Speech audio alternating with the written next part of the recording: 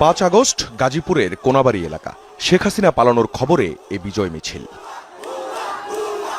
দুপুর 3:25 হঠাৎই চড়াও হয় পুলিশ। ছত্রভঙ্গ হয়ে যাওয়া জনতাকে খুঁজে খুঁজে বের করা হচ্ছে।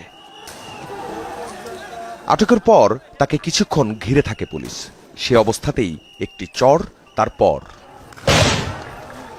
গুলি করে চলে যায় পুলিশ। ফুটেজে দেখাই যাচ্ছে তখনও জীবিত ছেলেটি।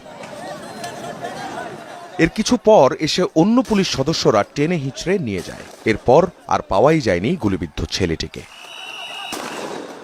তার নাম মোহাম্মদ হৃদয়। রিকশা চালিয়ে নিজের পড়াশোনার খরচ জোগাত। 5 আগস্ট দুপুর 1:30 থেকে 3টার মধ্যে যাত্রাবাড়ি এলাকার আরেক ঘটনার এই প্রামাণ্যচিত্র।